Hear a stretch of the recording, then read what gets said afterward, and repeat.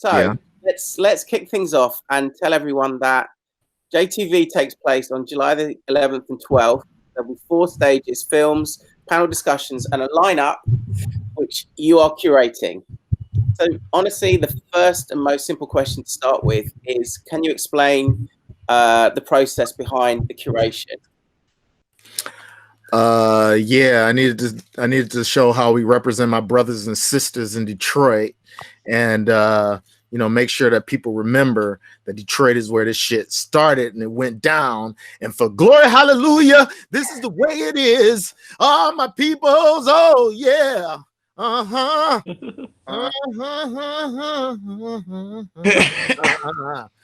I'm trying to get my Little Richard on, so yeah, I got you. A question that I guess I have, just so we're clear, is it exclusively Detroit artists or mostly Detroit artists? No, it was all Detroit guys. Okay. Yeah. That I take it is pretty important as the point then. Yeah, definitely.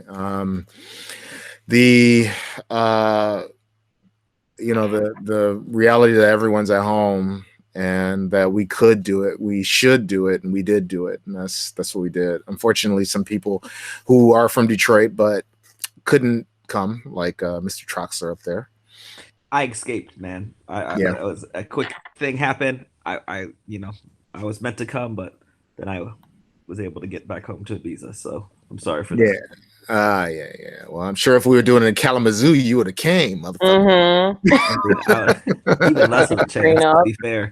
but no. So I actually was really looking forward to it. Yeah. Well, sorry we didn't have you. The journalist in me is going to have to backpedal slightly and say, can you please tell us some of the names of the people that you are bringing, please? Okay. And we're not recording now. This is just a dry run, right? We are recording. Oh, we are? We are. All that shit you were doing, the glory holla stupid. Hey, I was told it was supposed to be at 2. All right. There is a reason we're all here right now. Yeah, right. Okay. Well, we had Jessica Care Moore, which is really important to have. She's a local poet. She's incredible, a political poet. We needed to have some of that outside of the music because, of course, we have the music, which we had Kevin Saunderson and D.S. Saunderson, DJ Holographic, DJ Minx, K Hand, DJ Dez, Wajid, someone like Al Esther, who's just an amazing DJ that never gets out of Detroit. Very rarely gets out of Detroit, so we tried to represent that as well. We had Stacy Pullen. We had my mentor Derrick May. We had some great people that are on this lineup. Awesome. Can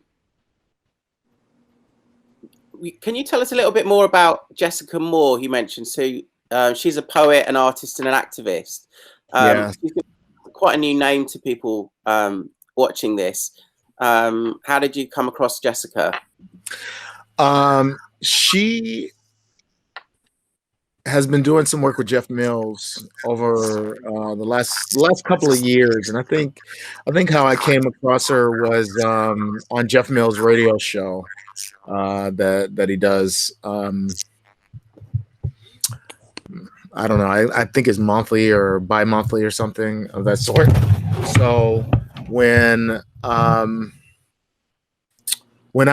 heard what she was doing there, but then I met her at Dream Hampton's house. And she's, really a sweet woman, and turns out very talented. She was in New York for Marcus Belgrave tribute. She's been making her bones not only around Detroit, but she did something with Dave Chappelle recently at Dave Chappelle's Compound, with Talib Kweli, I think with Common, I believe. I'm not so certain about the Common thing, but you know, she's around and prominent in this scene, you know. So it's really my honor to have had her as part of this project. Okay, great. Now, for people who are sort of watching this, we've had a WhatsApp group, which we've kind of, we've all had a little say in there. We don't necessarily need to go in too deep into every part of that, but maybe a good place to start could be the chat that I mentioned, which was about the Awakenings lineup. Now, lots of people jumped in and said, this is a whitewash, and I think everyone will have their own opinion on that. Carl, for example, I don't think you'll mind me pointing out that you said Loca Dice is black.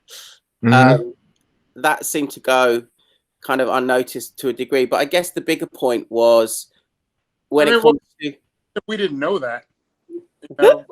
Everybody, at least most people here, knew that he was his like parents are, I think, Tunisian or something like that. Yes, that's right. So I mean, you know, it's not like, all right, we forgot Loca Dice was black. We didn't have to. No, I just think it was interesting that the bigger picture is, it was, you know, as with all of the streams, it was primarily white techno artists. That's really the bigger point. And right now, to be doing that in the world that we're in is, you know, something that what you're doing right now, Carl, is, you know, shining a light on artists who just aren't getting the looks that they deserve and perhaps need. Even in Holland, you got people like Steve Rockman, exactly, Betty Rodriguez. You know, it's not like a lack of talent or artists. Orlando Vroon. Yeah, Orlando's over there. Yeah. A lot of people live actually in Amsterdam. So, yeah, it's just, I don't know. I guess it's like now's the time where I think a lot of people, or a lot of promoters, in the same way it happened when with the women's movement and women like kind of holding their hand up and then everyone being like, okay, I think this is going to be very much the same moment for black artists, you know, because it's not like the talent base isn't there. It's just I think a lot of this scene is based around people that know each other and kind of handshakes, you know, and that type of thing, and not really looking at the greater picture of what to remember. A lot of artist agencies and as well as promoters, you know, not promoters but managers, really push for a lot of these artists to get on the lineups, as well as where they're kind of headlined or their names fit on the lineups, you know. So now everyone on this chat knows their music inside out, and not just house and techno. Everyone knows their music inside out, which is why I love these chats. Now, I wanted to throw in the suggestion or the thought that if you look at house and techno the way that the rock and roll industry as festivals has been for the last sort of 40, 50 years, you've got certain acts in rock music, like, say, the Stones, Aerosmith, who have remained there and remained at the top for decades. Is that something that is to a degree happening in the electronic music, where the people who made it to the very top are staying there the way that if you had a rock festival or Reading or Leeds, you would almost certainly, if you could, book one of those rock acts that have been around for 30, 40 years? Or is that just one small aspect? Carl, let me ask you that. Do you know what I mean when I say that? Like, is it about people's positions not really moving so much and people not wanting to let other talent in? Is that one thing that strikes you as one element here? I don't know how to answer that. I mean, with the Stones, with Clapton, with all those guys, I mean, they might have had maybe greater fame than Juan Atkins or Derrick May or Kevin Saunderson. So they're seen as kind of this cornerstone of, you know, of 60s, 70s rock and stuff. Big hits they all had, where with techno music, I don't think anybody's had that kind of success, you know, and electronic music, period. I don't think anybody's had nearly that kind of success. Maybe the Prodigy or Chemical Brothers or something. But again, we're talking about music that's Black music that's dominated by white artists, you know. So rock music was as race music or as you know, blues music way before those guys got their hands on it. And the same thing with techno, where, you know, the respect factor is there, but unfortunately the hits and then that thing that you can attach it to isn't there. So somebody has said something that was real funny. He said, yeah, I was hanging out with this young girl at a party somewhere, and she said, yeah, techno is, and I can't remember who the heck it was. And the guy was like, God damn, you know, you're just like, you just don't know anything. Let me teach you, you know, which is great, but it's like what people see in front of them gives them the idea of what they think something is. So if people see Eminem as being rap, then that's what they're gonna see as, that's always gonna be their concept of what rap music is. And they don't know shit about Dr. Dre and Snoop Dogg and, you know, Run DMC and all those kind of guys. So it unfortunately changes due to, you know, the perception of the people at the time or the generation or any of that stuff. Seth, do you kind of understand what I'm saying about, like? I completely understand in the sense that you're talking about like heritage techno acts like headlining the same festivals that they always do. In many senses, like a Time Warp, Awakenings, or Ibiza clubs, or like any or most festivals in the world. I mean, I'm not saying it's wrong. I'm just saying, is that one small part of it? No, I mean, definitely, I can say as someone who's even a part of that system, you know, in many ways, you know, like being part of the Time Warp thing or being part of other things where you're kind of at some point there's like a headliner plateau or whatever, and then you get stuck in this kind of zone where basically it's like the same group of people always headline or do the same festivals, and I don't think that's right. It's very like seldom that our scene is creating new stars, and I think that's detrimental to the whole electronic music scene as a whole. And it's like, it's really like comes down to who wants to play that Game of Thrones game, you know. Like I personally am kind of over it, but it's like, it's very stupid. I like how that whole situation works with both like managers and promoters, and how like really the pressures that are put on some people to repeat this kind of business. And a lot of it is like, I think just a lot of old relationships. You know, if you've been playing for someone for 25 years, then you can't fault them to continue to book you.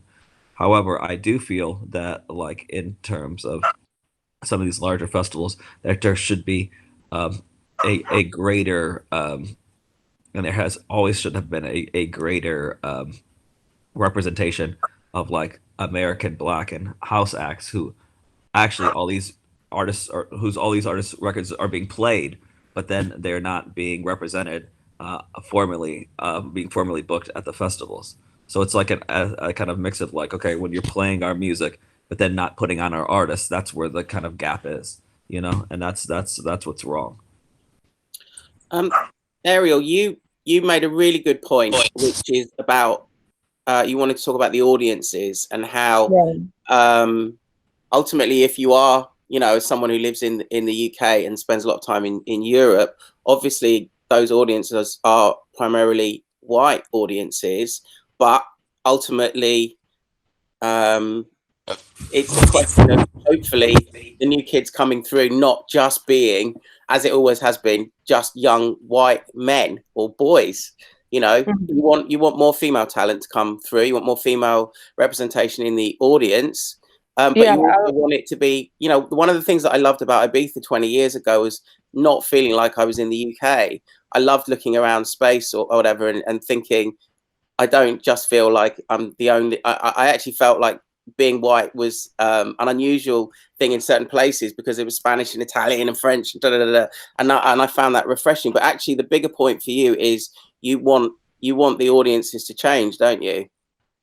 I mean, I think behind the decks in front of me, I would like that to change because when I see out to the crowd, depending on what city I am, not just in the UK and Europe, but also in America, I'll see more white females on the dance floor and just about it. And they're all like maybe 19 or 20, maybe just pushing 21. And if you can change the concept of the crowd in front of you being, you know, more culture being like African American descent, maybe more Hispanics, maybe a little bit of older people. Like I would love people that are past like my age, like if they're 50 on the dance floor, I would really appreciate seeing that generational gap ending too, because you're also having people in the industry and DJ culture that people are actually in their 50s and 40s still DJing, and why can't we get that on the dance floors too?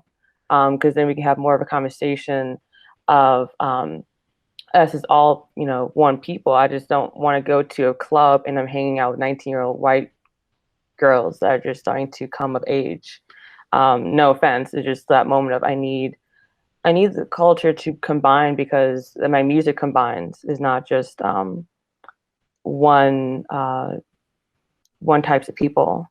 Can I say something?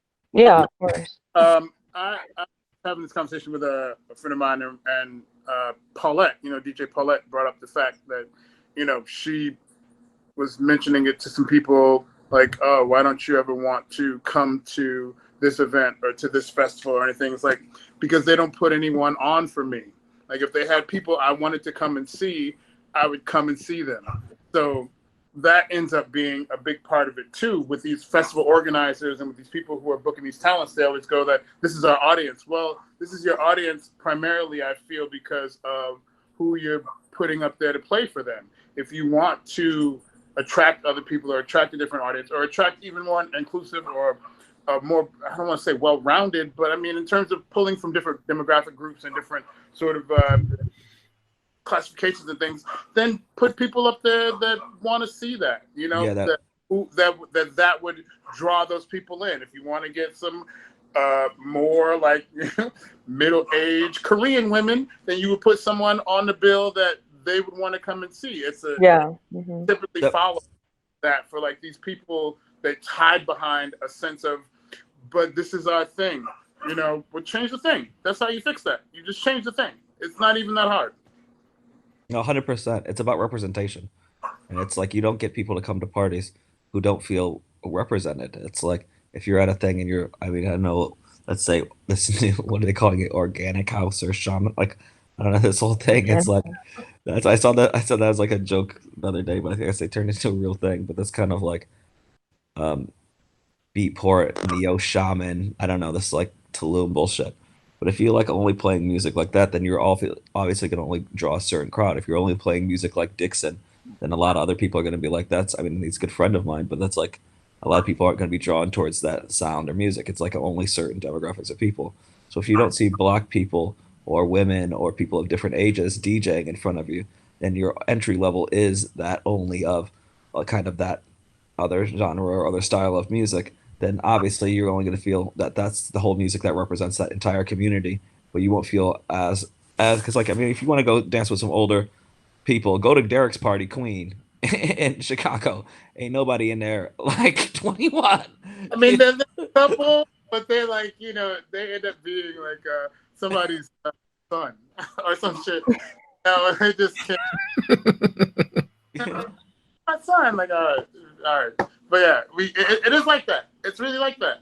If you have people that other people, I mean, if we have more black DJs, then more black kids are going to want to go DJ. Yeah. Yeah, and want to become DJs too, because when I started seeing more people that look like me, I was like, oh, I can do that too. Exactly. It is so much easier to go through that process of being told, no, you can't do that because you're this kind of culture, you're black or you're female. I mean, I was very lucky coming from Detroit as a kid to have guys like Carl, Derrick around, you know, like got obsessed with these guys when I was a kid, you know, talked to both of you about it. But those kind of, me seeing those people on stage around me is what made me believe that this was like a real thing that I could do, you know, probably this same with you, Ariel, in Detroit, you know? So it's like, I think what we're talking about, also when we talked about with the movement, is just people being more proactive and aware, and us coming up, I think, with almost like an action statement of things that we think are able to change in the very near future. There's this thing that was been recently hooked up with. It's called a Black musician artist coalition. It's like this thing that started with this girl. There's like this whole thing kind of brewing, and actually they put out this big kind of mission statement in Billboard, and I had reached out to them through William Morrison, was like, hey, this is really cool. We're talking about Black people and EDM culture, and there's many talks I was saying I've been having with Carl and some other people, and I was like, what we really need to actually, Carl, we got to talk offline. I want to put you in touch with them because they really need some guidance on like a lot of the issues and things that you're talking about are from one perspective, but you don't really understand the perspective of all these Black artists who've been in this culture and invented this culture for a long time, and the things that they are trying to address, the systematic nature of how this culture has kind of changed from being predominantly Black, LGBTQ, Latino, people of color, and has switched to a predominantly white facing system, right? Where like basically at one point there's been a replication of the music, and then all the stars of the Black stars kind of pushed out and then replaced with people who kind of replicate or play or make facsimiles of what is Black music, but to like a much higher degree of success. I think that's what we're all talking about, right? At some point. But it's like, it's either like some people like Derrick had stepped out of the game a long time ago and was like, I just don't feel like playing. I'm just going to play where I want to play, which is like the highest of respects, I feel. Yeah. He's like, tired of that shit. You really something that, I only have so many hours in the day. In those hours, trying to like get my head around why people don't want to put me in. I played that shit last year and slammed it, but now this year I get no calls back or these sorts of things. It's that like there's maybe 15 festival slots for Black people the whole summer. So they cycle through them. You get a Honey, you get a Seth, you get a Carl, you get like this other sort of trickle down. Like we need like 4 this tier, 3 from this tier, and then maybe a couple up and comers. Just so their mother used to help me out, whatever. There's some hand wash shit. Yeah. So it's like it's just a lot. Like whatever. I don't need extra. I can have a good ass life, but also I still want to be able to present and show people, even so that you can still be authentic and figure out a way to represent yourself. So in that, like having more visibility and more representation and more senses of like, possibility that when kids' eyes get open, when they kind of see things, then it opens up a whole bunch of avenues for them in terms of just how their lives can progress and how their dreams can be fulfilled. And that's ideally a huge part of what these festivals are selling anyway. They're selling fantasy, they're selling dreams, they're selling like this, pseudo utopia idea during the summertime and the sunshine and everybody's happy and all together. What life's about. But like, we have this marvelous, wonderful life we're selling, but we don't want no Black people there. That's kind of what it so you don't feel like Black people love those moments too. But it also reminds me of this thing that I was looking at Jesus and Mero, when they were talking about how in the Flintstones there was no Black people, and in the there was no Black people. So why is it that from prehistoric times to way in the future, there's been no Black people in any of these scenarios? So we just get wiped out from that all the way through. And so in no kind of like idealized or representational sense are there inclusion where like a kid who was that kid like me would say, oh, that looks cool. I think I might want to do that. And at some point, dance music and Black music was our utopian version of our, and then that was kind of changed and taken away as well. The barbecue was the hot joint. It was the hot joint. I used to DJ the cookouts. That's where I got my first DJ gig, and that's how I learned to get it. But that was like, people who look like me, and I was like, oh, I know precisely how picky they are, exactly how they are not going to give it up unless you make them give it up, and I'm gonna give it up. And then I was like, oh, if I got Uncle Jesse out there doing the sugar dip and the mashed potato, bitch, no. these kids ain't ready. So yeah. I mean, I was really fortunate. I mean, Derrick and I, one of my last European gig before the pandemic was with Derrick at Blitz Club in Munich. Yeah, I had fun. Wow, Derrick. I mean, what? And I also got to see you play and DC earlier, a couple weeks or a month earlier prior to that, and seeing Derrick play, and also seeing Derrick May play last year, was like a revelation as a DJ. I was just like, fuck, and I was just like, it's just crazy to me that a talent so high and like also one of the, I mean, speaking to everyone here, like the greatest talents of our time, are like kind of somewhat looked over in this context of people who aren't even, I think, that talented, and they're just like whatever, they're fucking managers or resident advisor or whatever. They get all the boop, let's plug them in, and it's like they're not really adding stuff to the conversation, and they're not really showing what house music or techno music is really meant to be, which I think should be the part of the biggest part of the conversation right now. Why we still have these people in the room. We still have the ability to hear the originators of fucking techno and dance of house music, the people who invented the fucking thing, right? They are there at home, and then you got kids who are like in their early 20s trying to be like these people, playing these people's records and getting like booked all the time, which is like Daddy put an ad on the side of a box truck to drive around Ibiza so they could get gigs. I mean, these sorts of things still blow my mind. Like, really? That's how? All right, cool. I mean, then it makes me think, shit, I got decent credit. I could get a box truck and put my it's the moving from art to entertainment, right?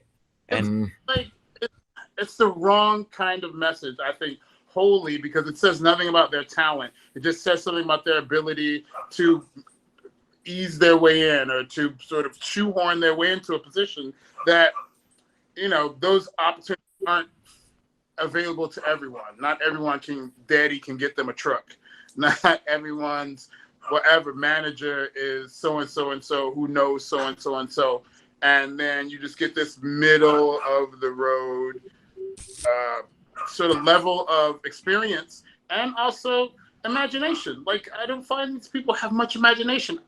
I know all the people in this panel, and then especially all the people that I frequently or associate with, have crazy imagination, musical imagination, lyrical imagination, artistic imagination, not top 40. These are the hits that I need to make sure I get in so that I'm booked next week imagination, because that's not imagination.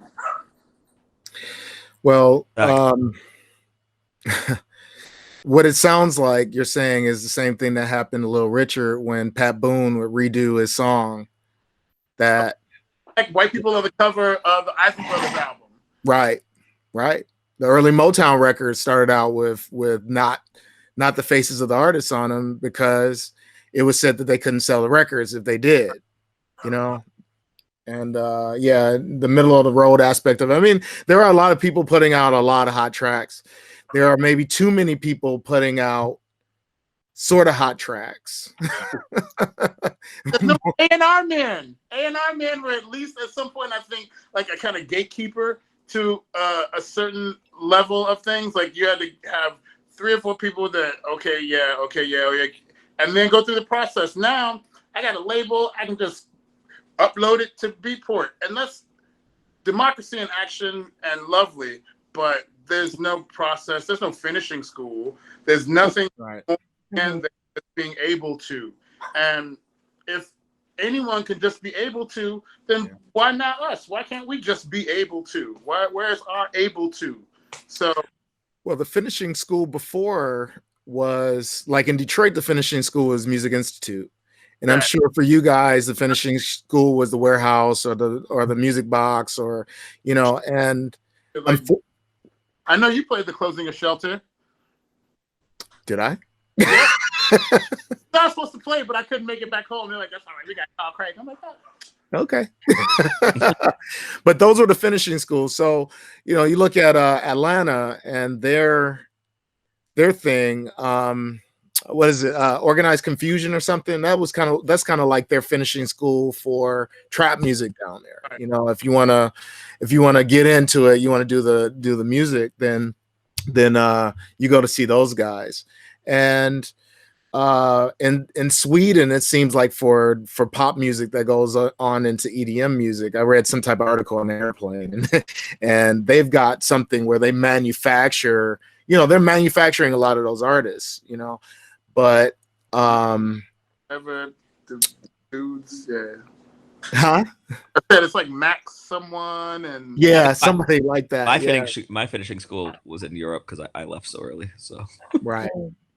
But you chose in that situation and you searched it out. But I think that there are a lot of people who definitely get put on and they're not ready to get put on.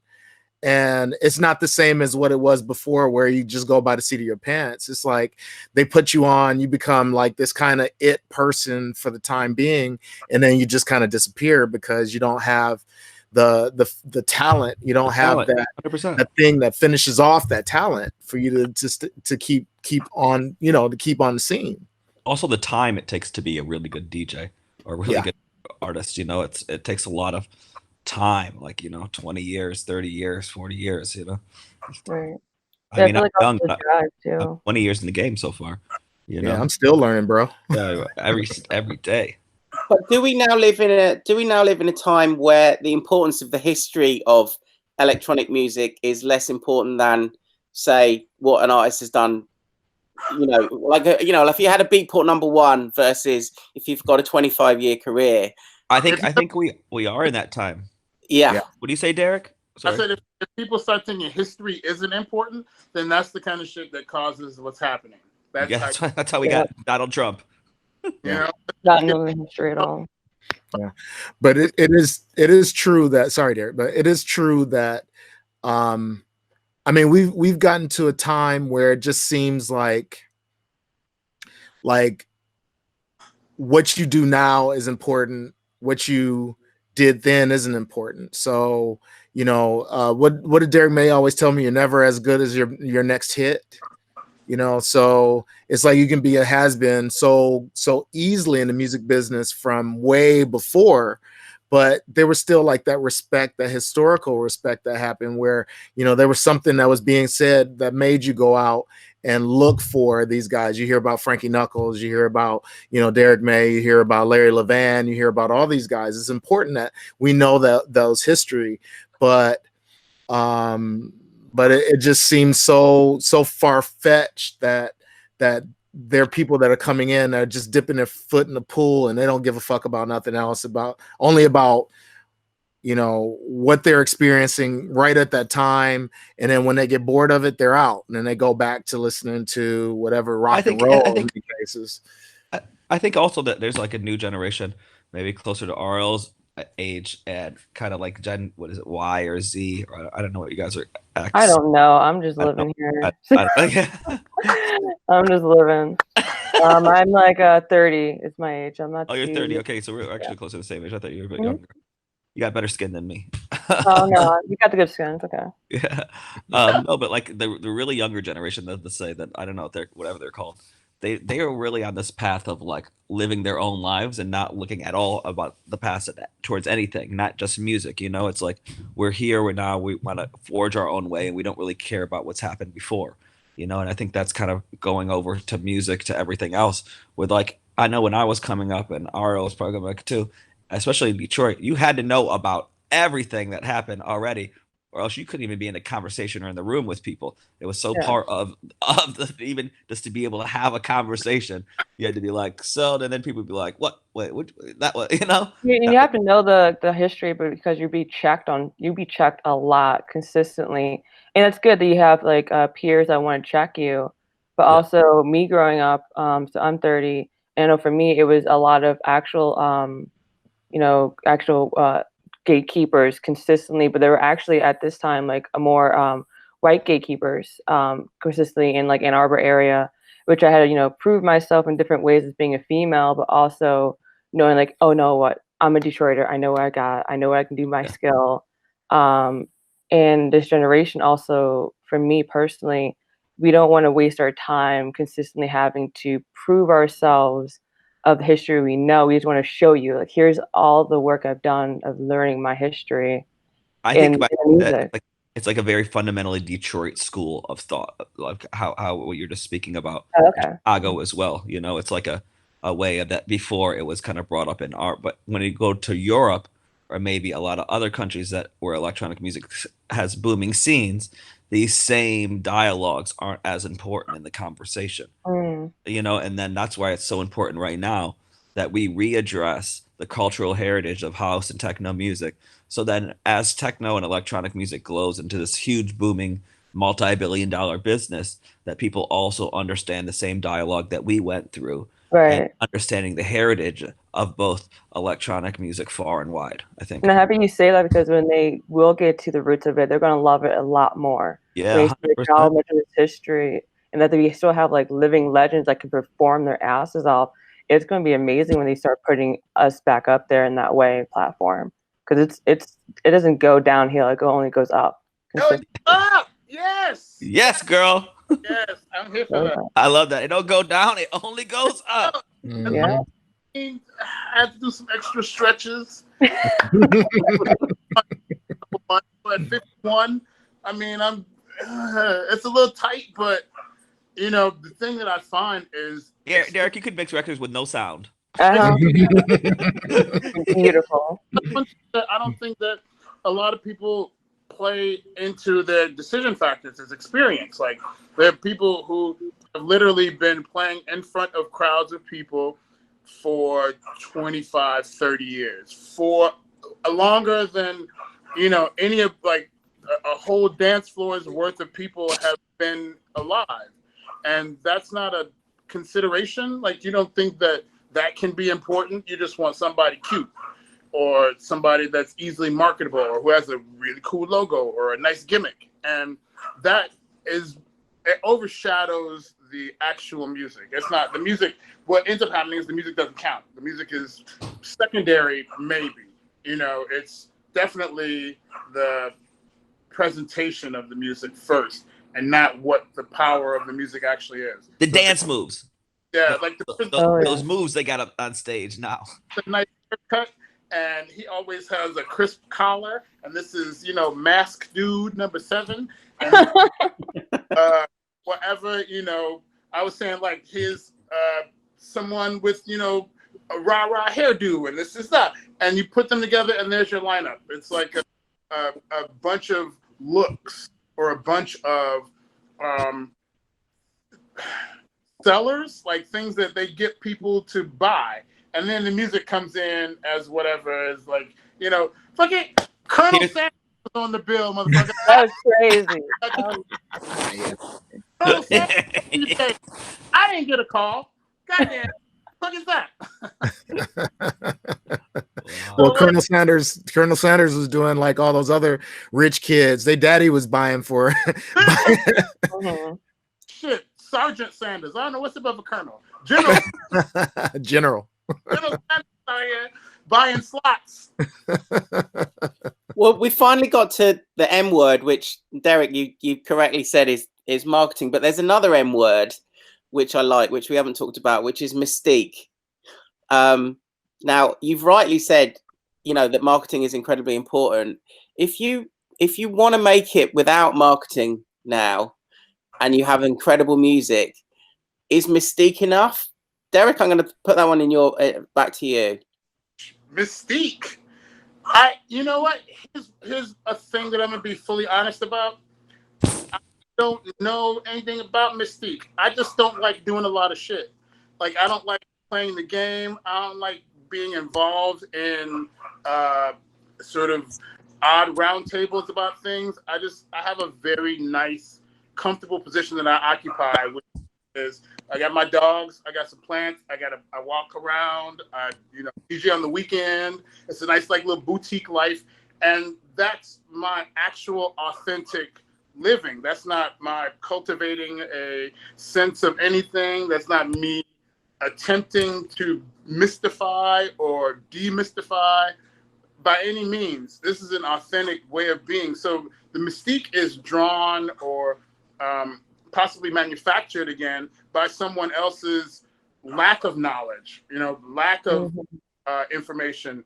So it's, he don't talk to people. Well, no, I don't talk to people. I mean, that's not you know, that's just a normal thing. My daddy don't talk to people either, so shit, that shit runs in the family. So I mean, it's just like, it's not mystical. I go to work. When I work, I leave work and I come back to my regular house, and I got a dog that's barking right now. I got another one who's like giving me, who are you talking to looks. Very, very low, manageable sense of living. And if that's a mystique kind of thing, then I mean, cool. I mean, whatever. I walk around the neighborhood all masked up and just like, in a cape, or it's just a very, I'm a boringly normal person with like a crazy vivid imagination that explodes on the weekends, and I come back and think up a bunch of weird shit to do it again. Respect to that. Whew. Well, Carl, if it's not about mystique and it's not about marketing, how can we improve this situation? Oh man, Seth might have a better idea than me. What do you got, Seth? I think awareness that there has been a problem, or there's been a lack of how do we say this? A lack of notice or intention in booking more people of color. I think very much so in the past few years when we've had the women's and LGBTQ kind of movements, or that once the kind of position or the like where it's like, hey guys, guys, and then the whole industry responded very quickly, and creating inclusion riders, and being more aware of that's just more aware to book like oh yeah, maybe we should put a woman on this lineup.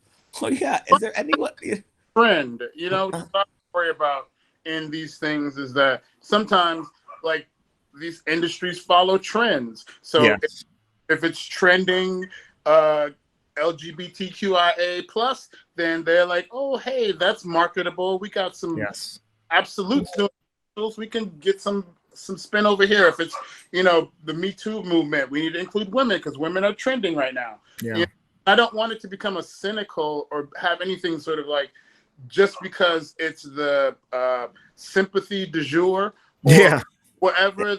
But it's about creating those things that are trends, long-lasting effects in our community. Lifestyle, creating a lifestyle for it. Exactly. Right, but unfortunately, when things get a bit trendy, that it kind of stays within a box, and it kind of stays within a certain time. So you're thinking like, okay, 2018, 2019 was trendy to have the whole Me Too movement, and if it doesn't stay, then it just becomes like that. But thing it has like, stayed. It has. But stayed. it has to stay. And I think the only way that it does stay is to make sure that if you're going to book people in this relation, that you're going to book people who are fucking hot. You're not going to book people who are just kind of like they're doing their things. I don't have a problem with people on computers playing, because it's about music selection. It's about how you can move the crowd with what you do. So whether you could do that with keys or with spoons or with a fiddle or whatever, if that's what keeps the people on the floor, and that's what makes them hot. But I think that when you got to a point of it being like a Me Too thing, whatever, that maybe people weren't looking at quality first, they were just looking at supply and demand. I think now they have to start looking, because they haven't looked up for quality as much. If they're not like searching for new like Black artists, you have to go and search. You can't just rely, like you said. Huh? No, sorry. Yeah, like, I feel like you have to go deep, like actual search, like actually do some A&R and look for new Black artists that are there, because we're all like online. There's not like I think nothing like hidden from anybody right now. I think as well, like the talent pool isn't small. I'm talking with people of color who are very talented DJs who are making electronic music. It's not like you gotta like start looking under rocks. It's already covered, But also, if we have more, we would have more if they weren't like feeling like they're having to look over rocks, I guess. I've actually been speaking to some people behind the scenes of trying to create and this is something I'd like to talk to all you guys about later, maybe even you, Ralph, could help out here, but trying to create like a black version of Resident Advisor, or like basically a black electronic music or music outlet that focus on kind of promoting black stories and black artists and black history within music, because the real way to create change or to create some type of situation, even for us to be able to contact each other and have dialogues with each other, or a place where like people are generally kind of lazy, and even if they want to learn about, let's say, quote unquote black music, then like it's like, where is the first place to start? But if you create your own media based platform, and then also if you created a situation much like Resident Advisor, where let's say black artists said exclusively, if you want to buy our tickets, you have to buy them from this site, it creates like a new commerce situation, a social and kind of monetary impact to the scene, and it creates a one source generative kind of platform where people can go, that's run by us, kind of like Fubu, for us, by us, you know. Well, I mean, I wish that, and speaking of RA and you have DJ Mag, those two were giving out awards. I'm not sure how much Mixmag did, but the flawed aspect of the awards isn't just the payola that happened before that. I'm just saying, for people to a source, right? A sure. media source. Yeah, I understand. I understand that, but the point that I'm trying to make is that because I think with any publication, Billboard should do it. You know, any publication, they should really have a consistency of making sure that people know their history about the music. You know, because there's no consistency. When RA would do their thing, there was no consistency that said like, okay, you know what, we're gonna do like the Legends Award or something that says you know, Sven Väth, Derrick May, Carl Cox, Louis Vega, Kenny Dope, you know, all these guys. Generation 1 and 2. Yeah, you know, pay respect to this while we're looking at all these guys that are still doing it, you know, whether it's Dixon that hits #1 on our Resident Advisor, you know, or Octave One hits #1 on Like, I also got #1. Yeah, okay. Boom. You know, but I mean, as things change, there should still be that consciousness of reminding the younger generation of people that are looking at this that, you know, there was some shit that was going on, and these guys are still hot and they're still in the game and blah blah blah. So I mean, with doing a Fubu type magazine, I mean, I think that's great, and I'd like to see you push it forward.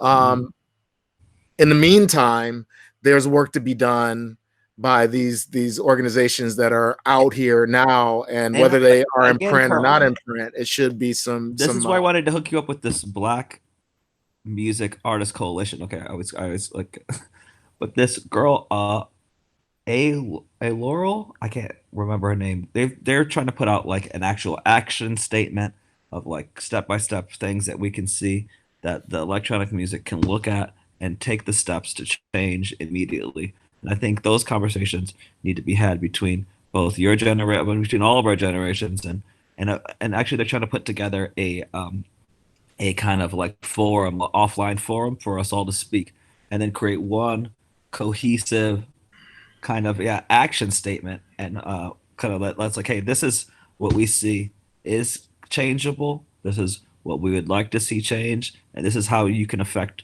the world for tomorrow. And I think when you give people actually step-by-step action plan of like exactly what you think or what we feel are the problems, not just like, hey, this is happening, okay, everyone's aware. It's like, no, like point 1, point 2, like bullet points of exactly, and us coming together as a community, as a Black community, to see how these changes are, and then so people can see actually what cohesively are our kind of qualms or like our problems with what's going on. And what we see as a problem is the only way we're going to kind of, I think, create real lasting change. Okay. But yeah, I got to hook you up with these people, Black Music Action Committee. Hook it up. I'm totally down. Brinta, she's from Chicago, and she's making this really incredible situation. Do you know Binta? No. From you should.